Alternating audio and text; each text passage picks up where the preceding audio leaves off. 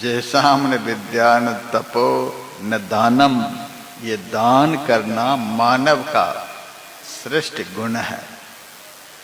समझ लेना, उसे भगवान ने बनाया है जिसमें दान करने का गुण है, देने का गुण है, लेने का गुण नहीं। लेने वाला गुण तो राक्षस का है, देने वाला गुण उस मानव का है जिस मानव को भगवान ने बना करके भेजा है। समझ लेना, जिनमें देने की प्रवृत्ति है उसको भगवान दुनिया में बना करके भेजा है। देने वाला मानव होना चाहिए।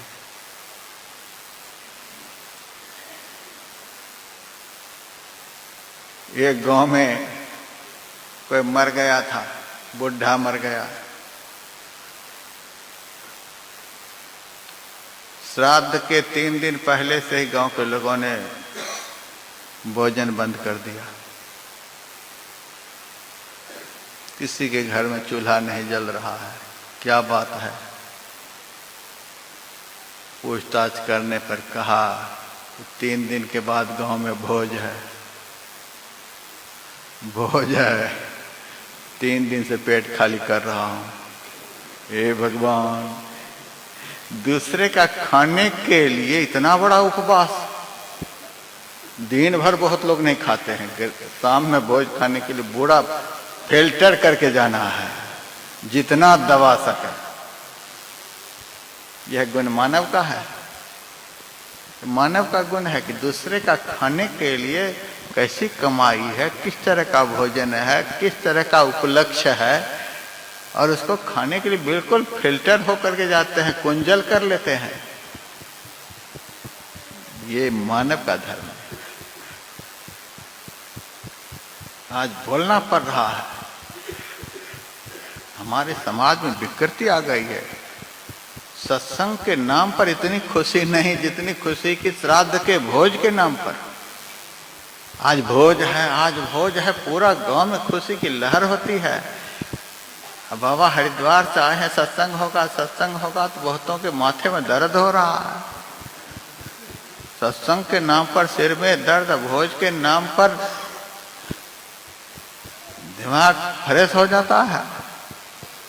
ये खाने का गुण, दूसरे का लेने का गुण। ज्यादा से ज्यादा खा जाऊं, और किसी के मरने पर अंत्येष्टि संस्कार होता है। भारत के बहुत सारे प्रांतों में मैं जाता हूं, बिहार छोड़कर, बिहार के भी कुछ जिले को छोड़कर दुनिया में कहीं भी अंत्येष्टि संस्कार के दिन भोजन की परंपरा नहीं है। घृणा मानते हैं, घृणा मानते हैं। किसी को जला करके हम बैठ करके पूरी जलेबी खाएं, घृणा मानते हैं दूसरे प्रांत के लोग। लेकिन धन्य है बिहार, बिहार के भी भागलपुर जिला। हे भगवान,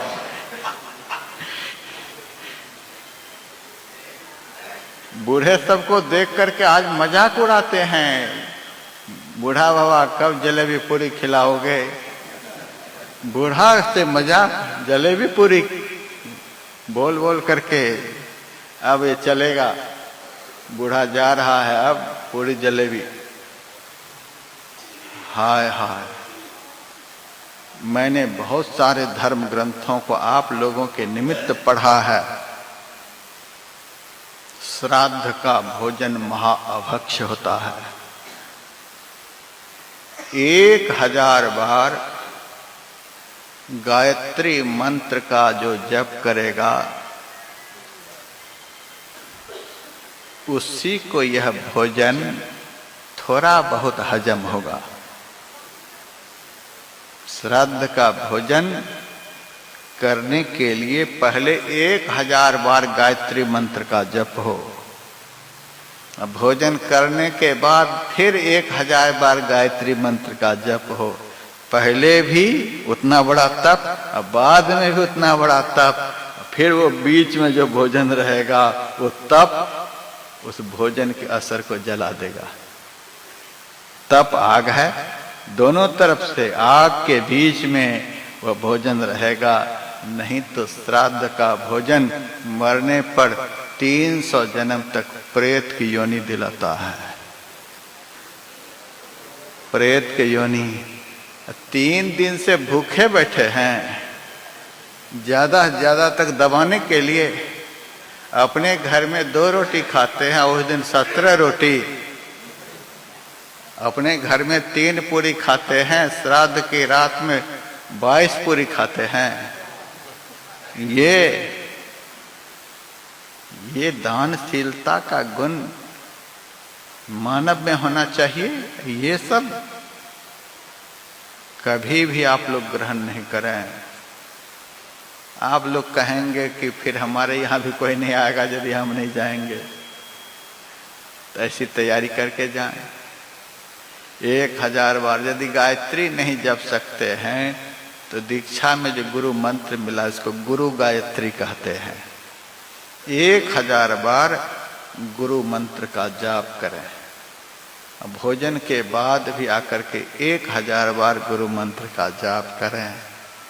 वह भी यदि 3 रोटी की भूख हो तो 1 रोटी खा करके आना है। गायत्री बता दिया तो इसका मतलब यह नहीं कि घड़ा ही पी जाए वहां जाकर के,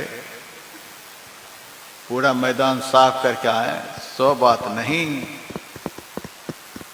केवल व्यवहार निभाने के लिए जाना है।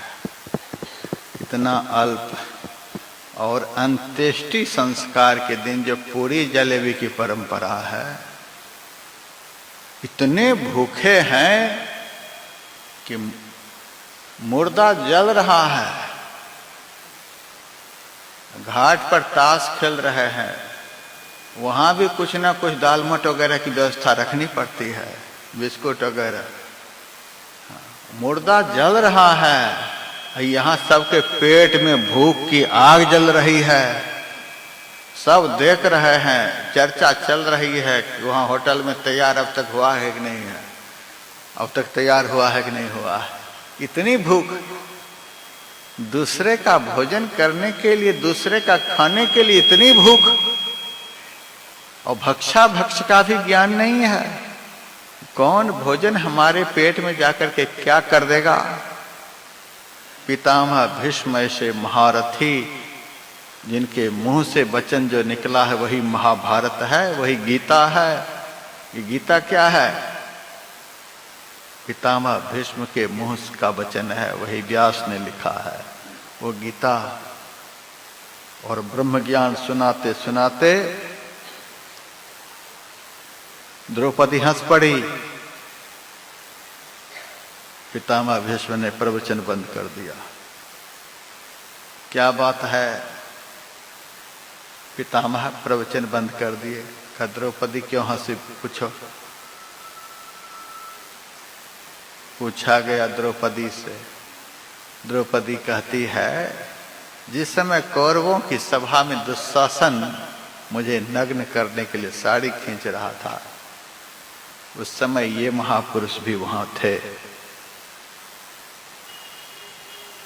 मैंने इनसे एक प्रश्न किया था, मैं 5 भाई की पत्नी हूं, फिर अकेले युधिष्ठिर को मुझे दांव पर लगाने का क्या अधिकार है, आप बताएं। उस समय इन्होंने कोई जवाब नहीं दिया था। जो खुद बिक चुका है, जो खुद हार चुका है, उसको क्या अधिकार बनता है दूसरे को दांव पर चढ़ाने का। जीता हुआ ही किसी को हार सकता है, ये खुद हार चुका था, फिर मुझे क्यों दांव पर चढ़ाया? जवाब दीजिए। कोई जवाब नहीं। रजस्वला नारी का स्पर्श पुरुष के लिए महावर्जित है। मैं रजस्वला और इस पापी दुशासन ने मेरा स्पर्श किया है, आप बताएं। सामर्थ्य होते हुए भी कुछ नहीं बोले।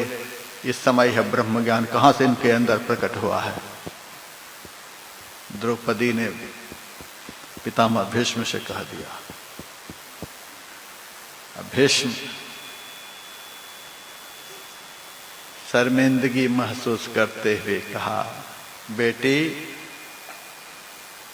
मेरे अंदर ब्रह्म ज्ञान उस समय भी था, लेकिन पापी दुर्योधन का अन्न खाने से मेरा वह ब्रह्म ज्ञान लुप्त हो गया था। पापी के अन्न से, पापमय अन्न से मेरा ब्रह्म ज्ञान लुप्त हो गया था। आज अर्जुन के तीखे तीखे बाणों से वह रक्त बाहर निकल चुका है, फिर वह लुप्त ज्ञान प्रकट हो गया है। इसीलिए ब्रह्म ज्ञान का उपदेश दे रहा हूं। भोजन का इतना बड़ा असर होता है। कहीं भी खाने लगते हैं, किसी का भी खाने लगते हैं, किसी भी कर्म का खाने लगते हैं, दो चीजों पर आप लोग अंकुश लगाएं। मैं धर्मशास्त्र की बात कर रहा हूं। श्राद्ध में जितना कम हो सके खर्च करें। किसी भी प्रांत में खर्च नहीं होता है, बहुत थोड़ा सा खर्च होता है। अमेरिका इंग्लैंड में तो नाम निशान ही नहीं है, किसी भी कंट्री में।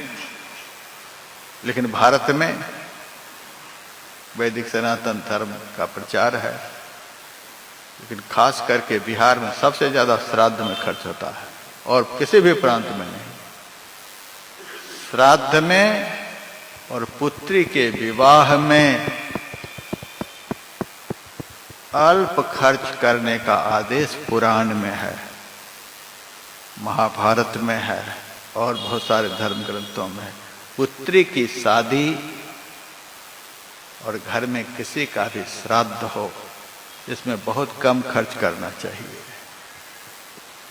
लेकिन आजकल तो क्या कहें, खर्च नहीं करेंगे तो शादी ही नहीं होगी। यदि शादी हो भी रही है, किसी की बेटी की शादी में जाकर के हम भोज खाएं, आहा, बेटी लक्ष्मी है घर की। लक्ष्मी की शादी में कोई जाकर के भोज खाए, लक्ष्मी देवी है। प्रसाद भरपेट नहीं खाया जाता है।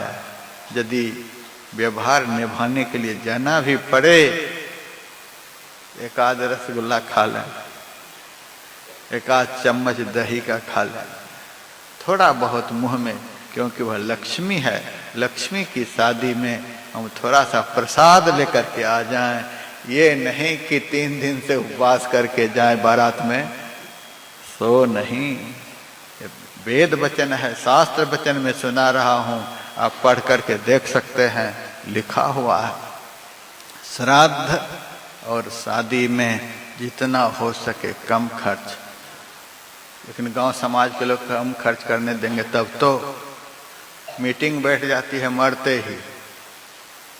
जैसे किसी घर में कोई मरा, वैसे पूरे गांव के लोग जमा, क्या सब भोज करेंगे, कितना खिलाएंगे, कहाँ तक का पंगत लगाएंगे, पूरे गांव के लोगों की मीटिंग होती है। ये कोई नहीं कहता इतना नहीं करना है, इतना खर्च इसमें नहीं करना है। जितना कम हो सके, ये कोई नहीं कहेगा। सब मीटिंग बैठाते हैं, पैसे तो बहुत कम है, इतना कैसे हम कर पाएंगे। कोई बात नहीं, हम पैसे दे देंगे, 2 बीघा सूद पर भरना दे दो, देते रहना। बेचारे श्राद्ध के बाद पैसे बचे नहीं, भरना कहाँ से भरेंगे, 2-3 साल में रजिस्ट्री करा लेते हैं। वही सब इसी तरह से जमीन बेच बेच करके आज ये सब खर्च हो रहा है। ये अनावश्यक है। जमीन बेच बेच करके शादी, जमीन बेच बेच करके श्राद्ध, दान में ये सब भी आता है। और दान में इस विषय पर हम अन्य कहीं भी व्याख्या नहीं करता हूं। जहां पर जैसी बीमारी देखता हूं उस तरह की दवा शुरू करता हूं। मानव में दानशीलता का गुण होना चाहिए। सदैव सुबह से शाम तक देने के लिए ही दिमाग में बिठा रखें किसको देना है, किसको देना है, किसको देना है। अरे कुछ भी नहीं भगवान ने दिया है, एक थाली में एक गिलास पानी ही बाहर में रख दीजिए, चिड़िया तो पिएगी, इतना तो कर ही सकते हैं। अपना जितना खाते हैं उनमें से एक मुट्ठी निकाल करके बाहर में आप फैला दें, चिड़िया तो उस दाना को खा लेगी। कुछ भी नहीं, एक ग्रास जितना आप खाते हैं उसमें से एक ग्रास आप निकाल करके बाहर में छिड़क दें, चिड़िया तो खा लेगी, कीट पतंग तो खा लेंगे, इतना तो कर ही सकते हैं। सुबह से शाम तक कुछ न कुछ हमारा खर्च हो, समाज में लगे, ये हमारा जीवन होना चाहिए, मानव का धर्म है।